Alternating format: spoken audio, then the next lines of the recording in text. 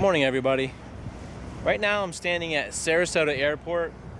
Right through this fence is the terminals are right over there.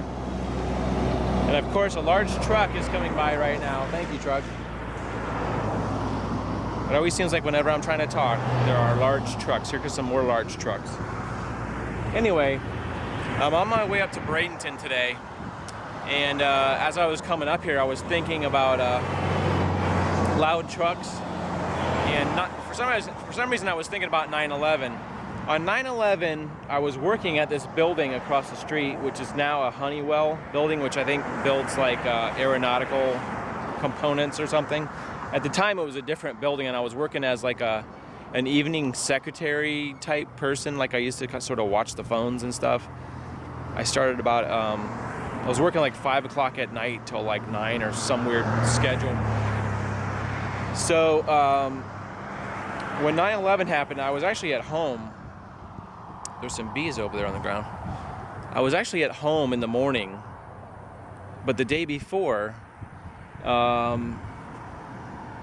was working here, and somebody told me that the president's plane was parked right over here, and I think there was some kind of like parking area toward the end here. And when I looked out the building's windows, these windows right here, you could see Air Force One was parked right there. And I don't know exactly what the agenda was, but I do remember hearing that he was in a school reading to children when he got the news. And if you go to like YouTube or something and look up the video, an aide comes in while he's reading or something at a school and says that there's been a plane flew into the building, and that was right here in Sarasota. Somebody said that online. On some Facebook page I was on, mentioned where they were on 9/11. I thought since I was coming by here today I would mention, I wasn't actually right here, but I was at home. But we all know what happened after that is the president got in his plane shortly after that and flew, I think, back to Washington possibly.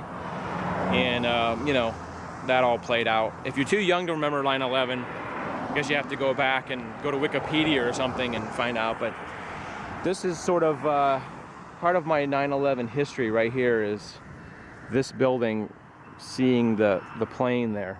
So right now we're in the city of Bradenton, I believe, at a cemetery called Manatee Burial Park. And the reason why is there's something very interesting. That's a very interesting person right behind that big tree over there. You can sort of see there's something kind of like a pinkish color. There's something very interesting over there that I want to show you. So right over here is a very, very large, I guess you call it a mausoleum thing. And I don't know if you can read that, but at the top it says right there, it says Ringling. This is Charles Ringling's mausoleum, which is very, very tall. I'd say it's 25 or 30 feet. I did a whole vlog on it, and I think I'll put at the top where that little round circle-y thing was with the information circle. I'll put the vlog, which vlog I did a longer vlog in, but I just wanted to touch on it since I was in the area. A lot of police sirens in the background. If you look around, you don't see anything close to as large as this building is. There are some other mausoleums over here, normal size, but this one belongs to Charles Ringling. And Charles Ringling was one of the owners of the Ringling Brothers and Barnum and Bailey Circus way back at the turn of the century, around the teens and 20s. He was the production manager. He passed away in 1926. And if you look it up on Wikipedia, it says they used to call him Mr. Charlie. But this is really an amazing landmark, really. If you're going down 15th Street in Bradenton and you go past like those arches, that arch doorway, you can just, right off the street, you can see this because it's so large. Like I said, I did a longer vlog if you want to know some more information.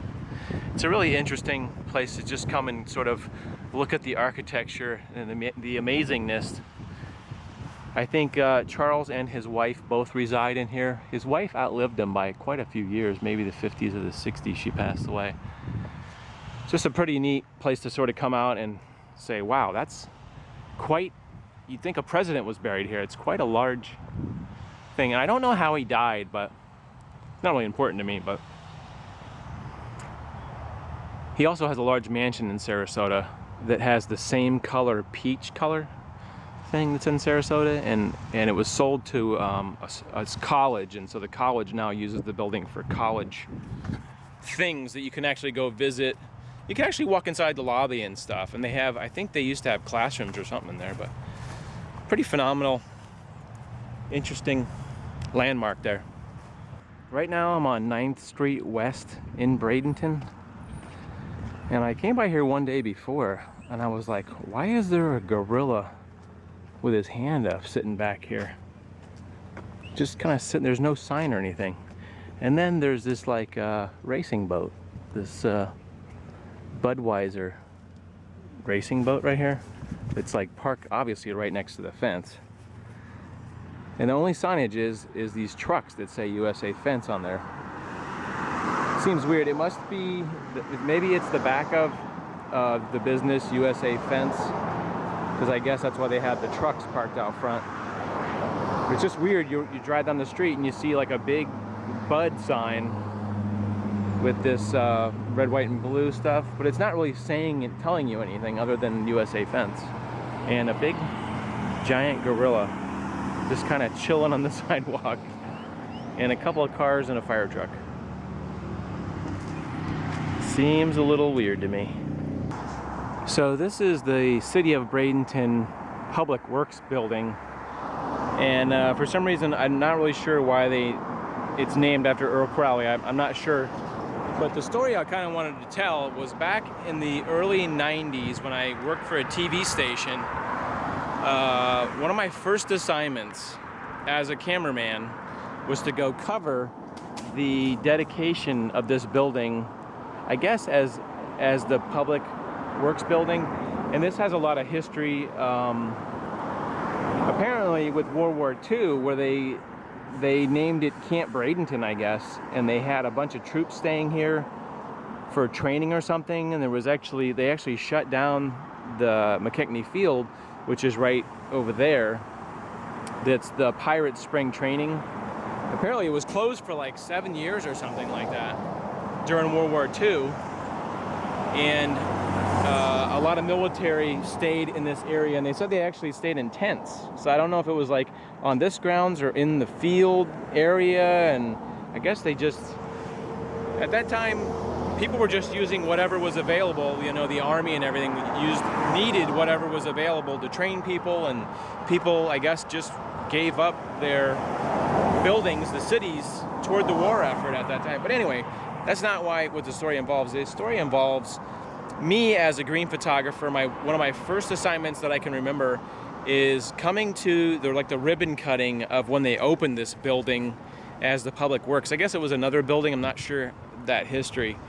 But one of the things I was trained to do when I first started as a news photographer, because I was a studio photographer before I got the job as a news photographer in the field, was to interview people. And when you interview people, they always wanted you to say, could you give me your name and title, please? Like, when you would start, you would roll the camera, basically. You'd roll the camera. We always call roll because it was tape back then. And then when the person was on tape, you'd say, can you give me your name and title, please? So when they got back to the TV station, they could take it and do that put their name on the bottom of the screen so you'd know who they were. So it got to be an automatic thing where you would say, okay, we're gonna roll the camera, name and title. And we wanted them to, if it was a weird name, we'd have them spell the name. Anyway, I was supposed to interview the mayor. It was probably the first interview I've ever done. And in some occasions, I would be with a reporter, but a lot of occasions, I would be interviewing people by myself, just behind the camera. I'd hold the microphone out and interview people. And being new at it, I was like really unsure of like what questions to ask. So I always have to ask, like, what am I supposed to ask them? Because I didn't know anything about it. It was one of those public relation things where they sent out a press release. We're going to dedicate this building on a Thursday morning, and we want you to come out and cover it for the news. And they have one of those big ribbons out, and they cut the thing with the oversized. Anyway, so I end up interviewing the mayor of Bradenton, who I didn't know his name because I didn't follow. I never really read the newspaper or anything like that. I wish it was a little less busy on this road. Anyway, I asked the mayor of Bradenton, can you give me name and title? Because I was nervous about interviewing because I wasn't sure. You know, he was sort of an imposing figure, you know, the mayor and all that. Anyway, I asked him his name and title, and he kind of hesitated and said, I'm the mayor of Bradenton, and I don't even really remember his name. Hey, it's been 20 years. This was about 1996, I think. Like I said, when I first started. So this is I was going to say Mechanechny. This is McKechnie Field, which is the spring training for the Pittsburgh Pirates right there. And this building, the Quality Works building, is right next door. Anyway, I thought you might enjoy that building, the story about my first interview, television, official, professional interview. I was probably about 26 back then, I think. 26 or 27, something like that. Very nervous. Anyway, like I said, I'd like to tell you what the history of this building is, but I don't know. It could have been the Public Works building when it was built, and then maybe later on turned into something else and then was turned back over. I'm not really sure. But you can I can tell by looking at it, it's a very, very old building. Probably older than 1940.